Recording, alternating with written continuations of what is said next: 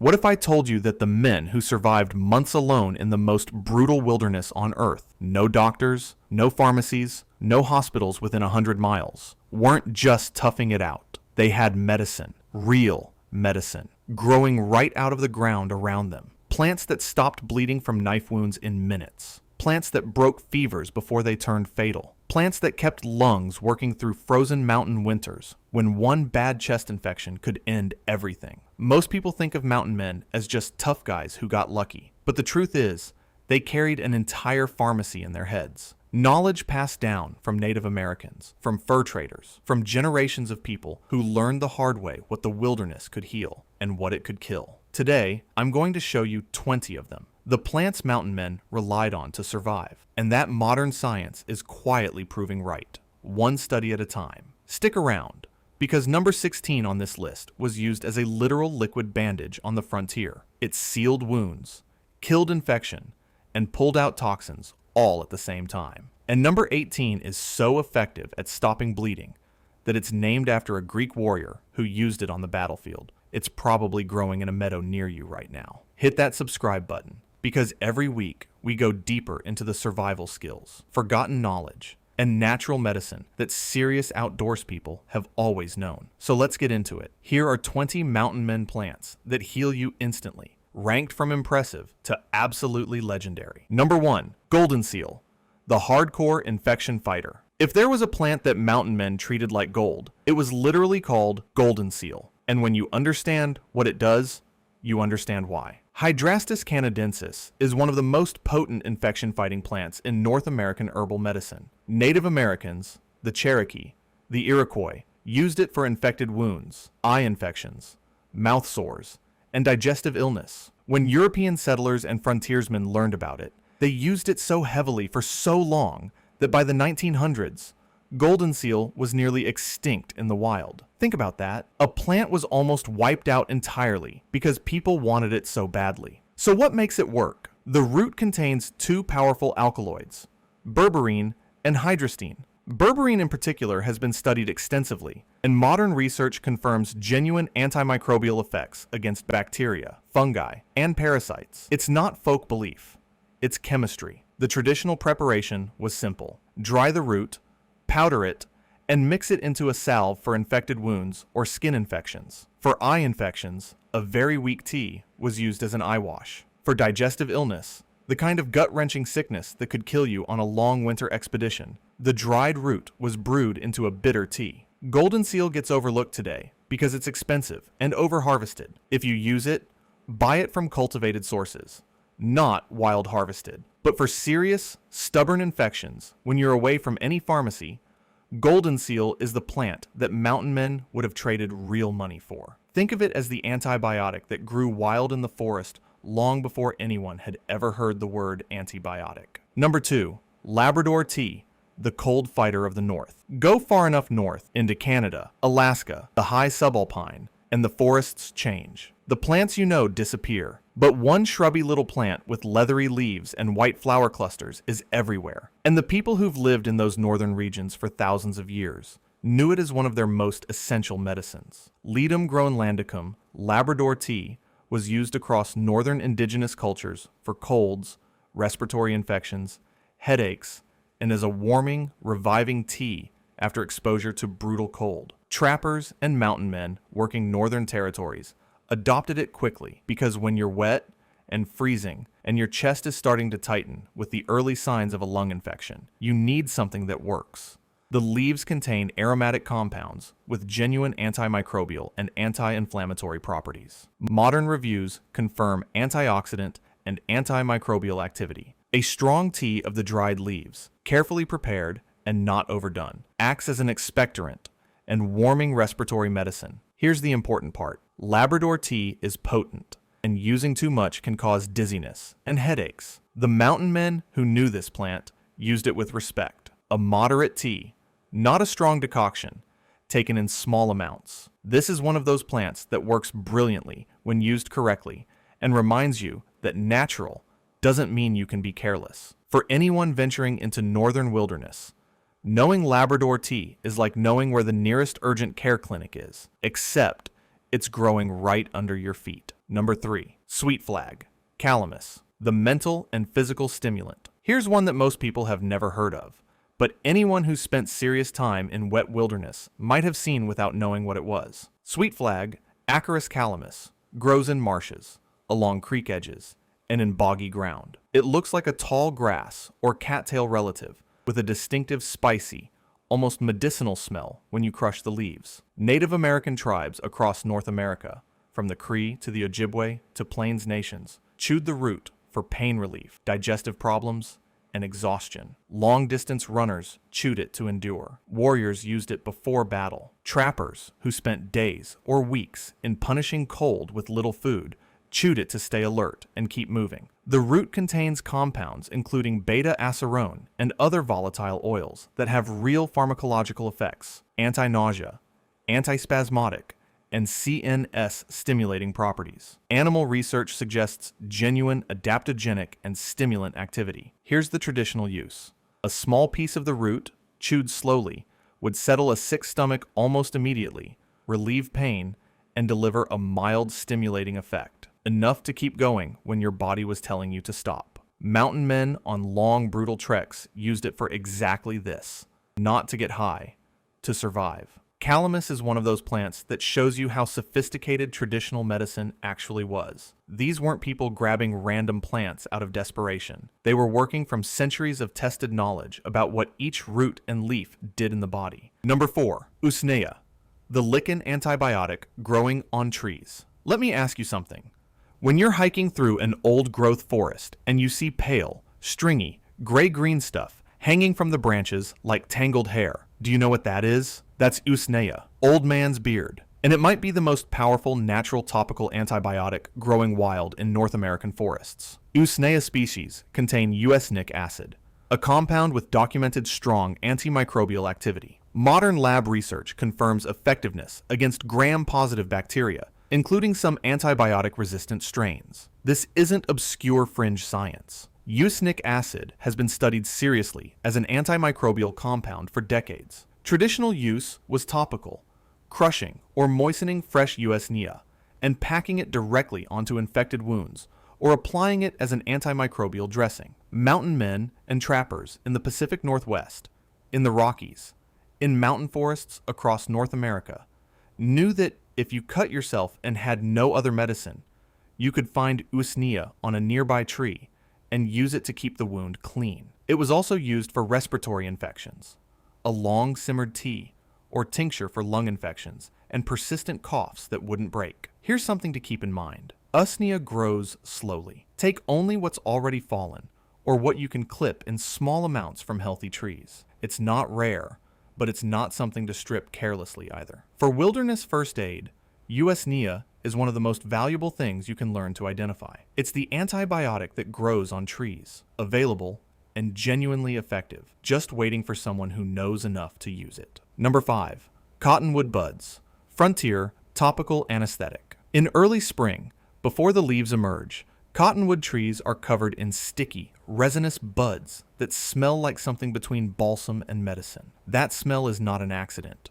Those buds are loaded with compounds, including salicin, caffeic acid, and other anti-inflammatory, pain-killing chemicals. Native American tribes across the Great Plains and Rocky Mountain regions harvested these buds specifically for pain relief. Mountain men who learned from them did the same. The traditional preparation was to soak the buds in alcohol, whatever was available, to extract the resin. The resulting infused oil or tincture was rubbed directly onto sore muscles, painful joints, bruises, and inflamed skin. Think of it as the frontier version of a topical pain cream. Modern research confirms that cottonwood bud extracts have genuine anti-inflammatory and analgesic properties. The salicylates in the resin are absorbed through the skin and reduce local inflammation and pain, the same way aspirin reduces it systemically. For a trapper who'd been carrying 80 pounds of gear through mountain passes for a week straight, knees aching, back screaming, a rub of cottonwood bud infused oil was genuine relief, not a placebo, not wishful thinking. Real medicine from a tree that lined every river bottom on the frontier. If you have access to cottonwood trees in spring, harvest those sticky buds, infuse them in oil, and you'll understand immediately why mountain men valued them. Your hands will smell medicinal for days, and whatever you rub it on will feel significantly better. Number 6. Black birch. When willow wasn't around. We'll get to willow bark later on this list, but here's something important to know first. Not every corner of the wilderness had willow trees, and mountain men needed pain relief everywhere, not just near streams and rivers where willow grew. Contains methyl salicylate in its inner bark and twigs. Enter black birch. Betula lenta, also called sweet birch or cherry birch. Methyl salicylate is the same compound found in wintergreen oil, and it's chemically very close to aspirin. The concentration in black birch bark is so high that the twigs and bark genuinely taste and smell like wintergreen. Traditional use was straightforward. Chew the inner bark or twigs for pain and fever, or make a tea from the bark for headaches, inflammation, and the deep aching of rheumatic complaints. Mountain men working the Appalachian and northern forest regions where willow was scarce relied on black birch, the way western frontiersmen relied on willow, as their everyday painkiller. Here's what makes black birch interesting compared to willow. The methyl salicylate concentration is actually higher, which means a stronger effect in smaller amounts. But like all salicylate-containing plants, it needs to be used sensibly, not for people who can't tolerate aspirin, not in large amounts, not by children. For everyone else, black birch is a remarkable example of how the frontier medicine cabinet wasn't empty just because you were 200 miles from the nearest town. The forest provided. Number 7. Fireweed. Burn healer and digestive soother. Here's a plant you've probably seen and never thought twice about. After a forest fire, or any kind of ground disturbance, fireweed is often the first plant to come back. Tall spikes of brilliant magenta pink flowers, covering burned hillsides and roadsides in spectacular color. It's called fireweed because it grows in the wake of fire. But the name might as well be literal, because mountain men used it specifically to treat burns. Epilobium angustifolium contains tannins and polyphenols with genuine anti-inflammatory and wound-healing properties. The leaves were used as poultices for burns, cuts, and skin inflammation, mashed and applied directly to the wound or brewed into a strong tea to soak inflamed skin. For digestive problems, stomach cramps, diarrhea, the kind of gut trouble that could stop a hunt dead in its tracks, fireweed tea was brewed and drunk to soothe intestinal inflammation. Research confirms astringent and anti-inflammatory effects consistent with traditional use. There's a deeply poetic logic to fireweed. The same plant that rushes into a burned, damaged landscape to begin healing the ground also heals burned and damaged skin. Nature has patterns like that if you learn to see them. For anyone spending time outdoors, knowing fireweed means knowing you've got an immediate remedy for minor burns and a reliable digestive tea growing on nearly every disturbed piece of ground in North America. That's the mountain man's mindset. Every plant is something. You just have to know what. Number 8. Juniper berries, kidney medicine, and camp preservative. Juniper is everywhere in the West. Scrubby trees or sprawling shrubs covering dry ridges and rocky hillsides, producing small blue-gray berries that are most famous today as the flavoring in gin. But before gin, before Europeans, before the frontier era, juniper berries were serious medicine. The berries contain volatile oils, including terpeneal and alpha-pinene, with well-documented antimicrobial and diuretic properties. Traditional use across dozens of Native American tribes and later among mountain men focused on two main applications: urinary infections and meat preservation. For kidney and urinary tract infections, the kind of painful, burning infection that can become dangerous if untreated in the field, juniper berry tea was the go-to remedy. The volatile oils pass through the kidneys in the urine, exerting direct antimicrobial effects on the urinary tract. Modern herbal medicine still uses juniper for exactly this. But here's the fascinating bonus use. Mountain men packing meat in the field discovered that juniper berries had remarkable preservative properties. The same antimicrobial oils that treated urinary infections also slowed bacterial spoilage in meat. Packing game with juniper in camp was practical medicine and practical food preservation at the same time. A caution worth knowing: high doses or extended use of juniper berry preparations can irritate the kidneys. Short-term use for active urinary infections is the traditional approach, not something you take every day indefinitely. In the Wilderness Medicine Toolkit, Juniper berries are one of the most versatile tools available. Medicine, preservative, flavoring, and survival resource all in one small blueberry. Number 9. Wild rose hips. Winter survival in a fruit. The mountains in winter were brutal. Men on extended trapping expeditions through December and January faced not just cold and starvation, but something slower and more insidious: the gradual depletion of vitamins that fresh food normally provides. Scurvy, vitamin C deficiency, was a real danger on long winter operations. Wild rose hips are one of nature's most concentrated sources of vitamin C. The small, red, football-shaped fruits that persist on rose bushes all winter contain dramatically more vitamin C than oranges. And unlike citrus, they're available in the mountains when there's snow on the ground and nothing else is growing. Mountain men and Native Americans alike harvested rose hips through the winter, eating them raw, drying them for tea, or mashing them into food. A daily handful of rose hips could prevent scurvy entirely. But rose hips weren't just a vitamin supplement. Traditional use included them for colds and flu, brewing a strong tea to support immune function during illness. Modern research confirms immunomodulating and anti-inflammatory properties beyond just the vitamin C content. Here's a practical detail worth knowing. The fine hairs inside rose hips are irritating. They're actually used in itching powder. When using rose hips for tea, either use whole dried hips or strain carefully through cheesecloth. The flesh and skin are the valuable parts. Wild rose grows in disturbed areas,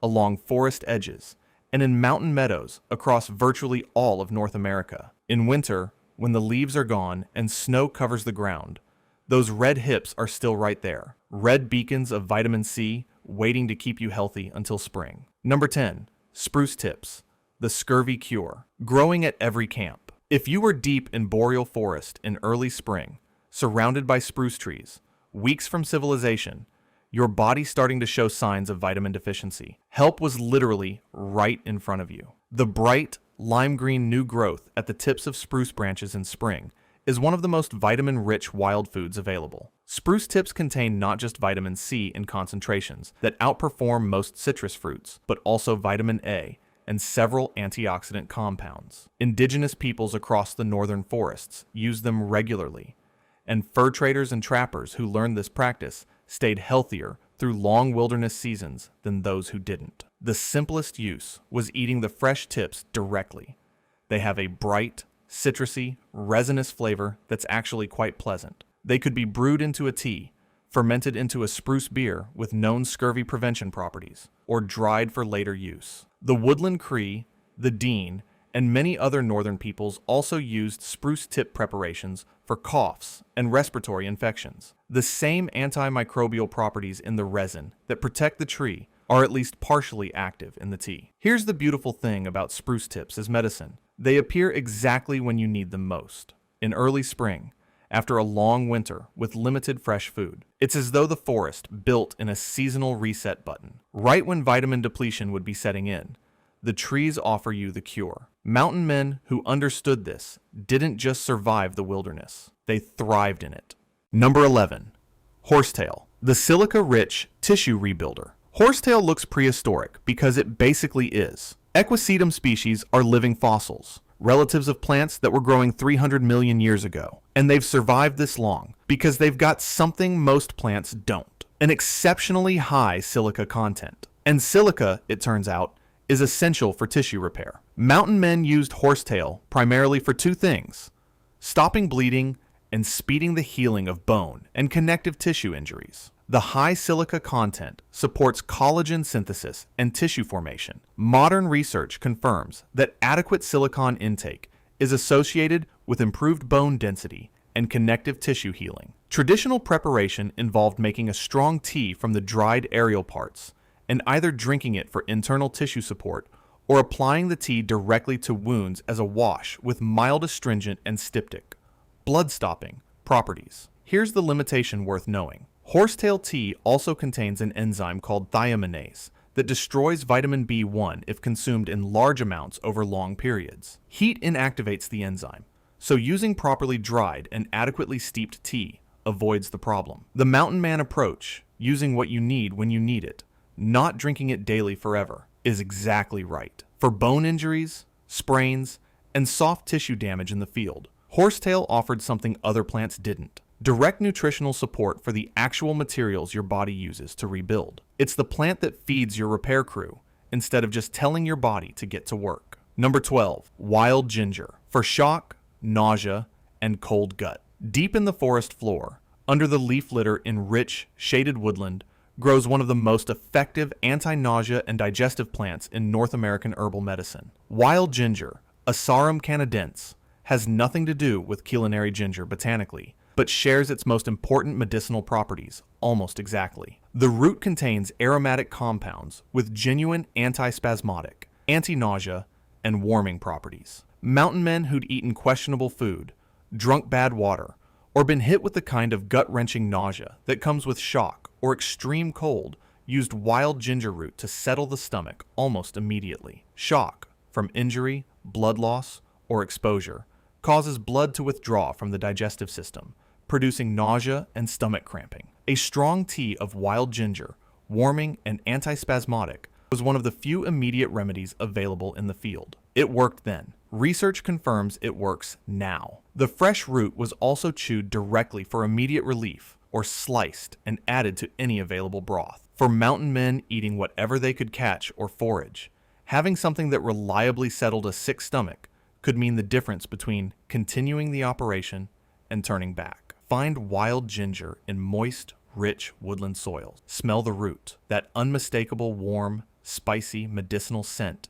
tells you exactly what it is. In any genuine wilderness first aid situation involving nausea, cramping, or early shock, wild ginger is one of your most valuable allies. Number 13. Wild bergamot, bee balm, the wound, antiseptic, and fever breaker. Wild bergamot is one of those plants that pulls double duty in the wilderness medicine kit so effectively that it almost feels unfair. Monarda fistulosa, bee balm, produces bright lavender flower heads on tall stems in open meadows and forest edges. Beautiful to look at, and genuinely powerful medicine. The plant contains thymol and carvacrol, the same volatile antimicrobial compounds found in thyme and oregano, in high concentrations. Research confirms strong antimicrobial, antifungal, and anti-inflammatory activity. Native American tribes across North America used it as an antiseptic for wounds, as a tea for fevers, colds, and digestive illness,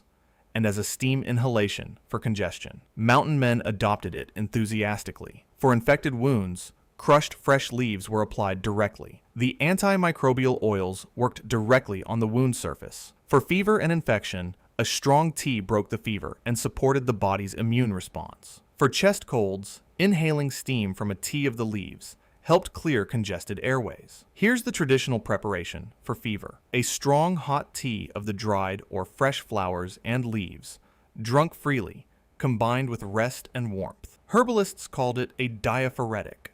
It induces sweating, which helps break a fever by dissipating excess body heat through the skin. For anyone building a field medicine knowledge base, bee balm is one of the highest value plants to learn. It's identifiable by sight, smell, and touch. That oregano thyme aroma is unmistakable, and it grows across an enormous range of habitats: meadows, roadsides, forest edges. Once you know it, you'll see it everywhere.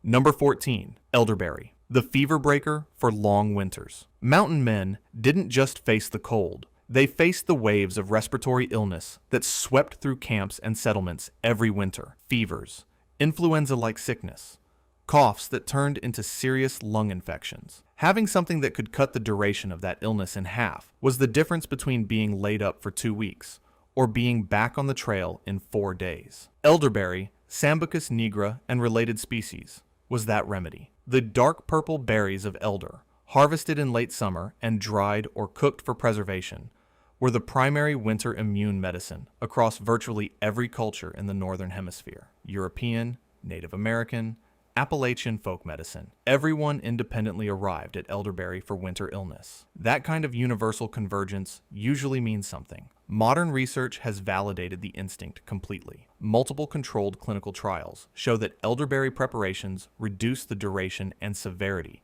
of influenza and upper respiratory infections. The active anthocyanin compounds have genuine antiviral properties, and also stimulate immune response. Traditional preparation was simple. Elderberry syrup made by simmering the berries with water and honey, or a tea of the dried berries. At the first sign of fever, chills, or respiratory illness, drink it frequently and aggressively. An important safety note: raw elderberries, and especially the leaves, bark, and seeds, can contain compounds that cause nausea and vomiting. Always cook the berries first. The traditional preparations involve simmering, which neutralizes these compounds. This is another case where the mountain man tradition of knowing the plant properly wasn't just helpful, it was essential. Elderberry is the winter survival medicine that works. Number 15, mullein, the lung saver. If you've spent any time in the mountains and dealt with cold, dry air damaging your lungs, the kind of harsh, high-altitude air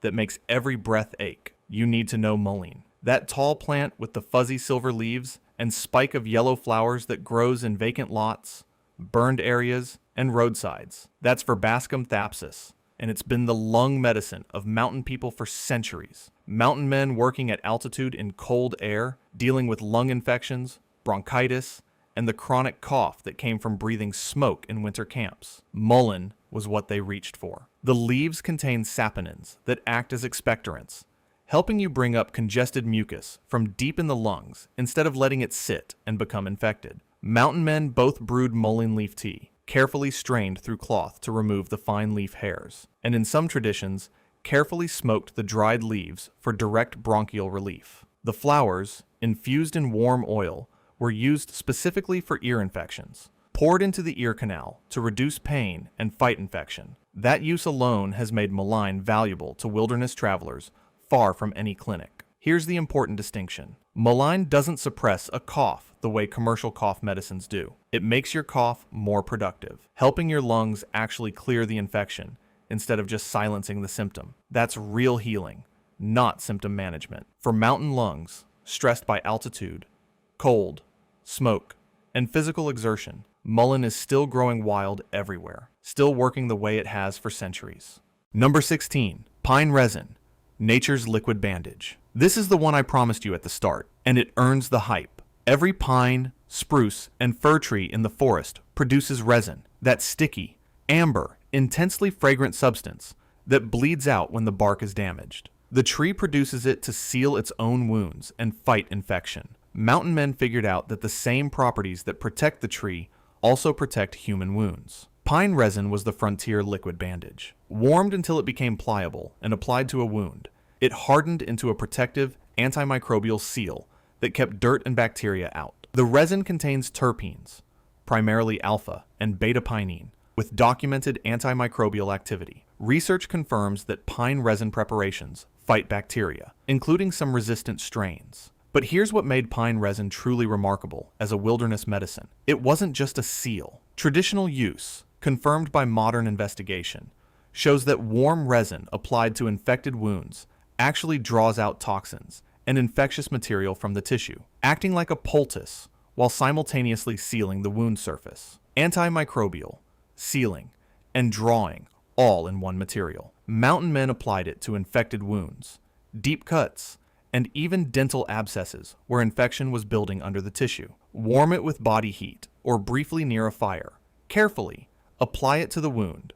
Let it cool and harden, and you have a protective antimicrobial dressing that stays in place and works through the night. Of all the plants on this list, pine resin might be the one most immediately accessible to anyone who spends time in forested wilderness. There's a pine tree within reach of nearly every trail in North America, and every one of them is producing medicine right now and will be until long after we're all gone. Number 17, willow bark, the original aspirin. Here's a story that perfectly captures the complicated relationship between traditional plant medicine and modern pharmaceuticals. In 1897, Bayer chemists synthesized aspirin, salicylic acid, and sold it as a revolutionary new painkiller. Within decades, it was the most widely used drug in the world. But here's what the press releases didn't emphasize. Salicylic acid had been used to relieve pain, fever, and inflammation for thousands of years before anyone at Bayer synthesized anything. It was in willow bark. Salix species, growing along every stream and river in the temperate world, were the aspirin of the mountain man, the Native American healer, the medieval physician, and the ancient Greek doctor. Mountain men on the trail chewed willow bark or brewed it into a strong tea for headaches, joint pain, and the deep aching inflammation that came from months of punishing physical labor in harsh conditions. It worked then. It works now. The chemistry is the same. Here's the subtle but important difference between willow bark and synthetic aspirin. The natural bark doesn't contain isolated acetylsalicylic acid. It contains salicin, plus dozens of other compounds that buffer and modify the effect. Many people who experience stomach irritation from synthetic aspirin find willow bark far more tolerable. The whole plant, again, proving more balanced than the isolated compound for anyone dealing with fever, pain, or inflammation in the wilderness. And willow grows along virtually every waterway on the continent. The original aspirin is right there, growing free, growing wild, working exactly as it always has. Number 18, Yarrow. Stop bleeding. Now, we're getting to the most dramatic entries on this list, and this one deserves its reputation entirely. If you got cut on the frontier, really cut, from a knife fight, an animal attack, a saw or axe accident, you needed something that stopped bleeding fast. Not eventually, not after you brewed a tea and waited. Now, Yarrow, Achillea millefolium, is named after Achilles, the Greek hero who supposedly used it to treat his soldiers' wounds on the battlefield. That name is 2,500 years old. The reputation is older. Yarrow contains alkaloids, including achillene, that have documented hemostatic properties. They genuinely shorten bleeding time and promote clotting. Mountain men packed the fresh or dried plant directly into wounds to stop bleeding. Native Americans used it the same way. Soldiers used it on battlefields across every era. But Yarrow isn't just a blood stopper. It's also anti-inflammatory, antimicrobial, and, when brewed into a hot tea, a powerful diaphoretic that breaks fevers. The aerial parts of the plant, including the feathery leaves and flat-topped flower clusters, are all medicinal. For field use, find Yarrow. It grows in meadows, roadsides, and disturbed ground across virtually all of North America and Europe. Crush the fresh leaves and flowers and apply them directly and firmly to a bleeding wound. The bleeding slows, usually within minutes. Then use the same plant to make a tea for the fever that might follow an injury. Yarrow is the plant that mountain men literally could not afford to not know. In a world of knives, axes, and animals that bite, having something that stops blood fast wasn't a nice to have. It was survival. Number 19, wild mint. Headaches, nausea, and fast relief. Here's one you can find, identify, and use with complete confidence in a matter of minutes. Wild mint, Mentha arvensis and related species, grows along streams, in wet meadows, and in moist, disturbed ground across most of North America. Crush a leaf. If it smells like mint, it's mint. The identification is foolproof. Mountain men used wild mint for two primary purposes: settling upset stomachs and relieving headaches. Both uses have been validated comprehensively by modern research. The menthol and other volatile compounds in mint have genuine antispasmodic effects on the smooth muscle of the digestive tract. That's why mint tea settles an upset stomach. The same menthol applied to the forehead or temples causes vasodilation and cooling that genuinely relieves tension headaches. The preparation was simple to the point of elegance. Brew a strong tea of the fresh or dried leaves for stomach illness. Drink it hot for cramping and nausea, or cool it and use it as an external wash or compress for headaches and fever. The menthol in the steam from a hot mint tea also helps open congested airways. Here's what makes wild mint especially valuable in a wilderness context: speed. Other medicines on this list require preparation time, drying, or specific methods. Wild mint, crushed and brewed in minutes, delivers relief almost immediately. For nausea, which can be debilitating in the field and dangerous if it prevents you from eating or drinking, fast relief is exactly what you need. Mountain men knew that the most useful medicine isn't always the most exotic one. Sometimes the best medicine is the one growing right at the creek's edge that starts working before you've finished your first cup. Number 20, broadleaf plantain, the emergency room under your boot. And here we are at number 20, the plant that perfectly closes out this list. The plant that might be the single most underestimated healing plant in the entire world. Broadleaf plantain, Plantago major, grows in lawns, along trails, in compacted soil, in the cracks of sidewalks, and in virtually every disturbed habitat on Earth. Native Americans called it white man's footprint because it seemed to spread wherever European settlers went. It's not native to North America. It hitched a ride, and it conquered. And the people who learned to use it, from both traditions, quickly understood that this humble weed was extraordinary. Crush a fresh leaf, apply it to a bug bite, a sting, a cut, a minor burn. The relief starts within minutes. The leaf contains aucubin, a glycoside with genuine anti-inflammatory properties, plus tannins with wound healing and antimicrobial effects. Mountain men who knew it called it their trailside first aid kit because you could grab it without stopping, chew the leaf to break the cell walls, and slap it on whatever needed treating without missing a step. A clinical trial confirmed that plantain ointment improved healing of second-degree burns better than standard treatment, not compared to nothing, better than the treatment. That's the level of evidence we're talking about for a plant that grows in your lawn. Traditional uses include poultice for bites, stings, cuts, and small burns. Immediate field application. Strong tea as a wound wash or gargle for sore throats. Long-term internal use as a gentle anti-inflammatory. Here's what makes broadleaf plantain the perfect final entry. Everything about it challenges the assumptions we've been trained to have about medicine. It's common, so we dismiss it. It's free, so we don't value it. It's a weed, so we try to kill it. And while we're buying expensive ointments and driving to urgent care for minor stings and cuts, the best emergency treatment for those exact problems is growing in the ground beneath the car we drove there. That's the mountain man lesson. That's the lesson from all 20 of these plants. The wilderness doesn't just challenge you, it equips you. It always has. We just forgot how to read the menu. These 20 plants don't replace emergency medicine. If you're seriously hurt, get help. But if you're spending time in the wilderness, if you want to reconnect with the knowledge that kept people alive and healthy for centuries before the pharmaceutical era, if you want to look at the forest around you and see medicine instead of just scenery, start here. Learn 3 or 4 of these plants this season. Get to know what they look like, when they grow, what they smell like. Go back to them the next year and learn 3 or 4 more. That's how the mountain men did it. That's how it works. If this opened your eyes to what's been growing right under your feet all along, hit that like button. It helps more people find this channel and discover this knowledge. And if you haven't subscribed to Homestead Roots yet, subscribe now and ring that notification bell. Every week we go deeper into the skills, plants, and knowledge that serious outdoors people have carried for generations. Leave a comment and tell me, which of these 20 are you most excited to find on your next hike? I read every single one.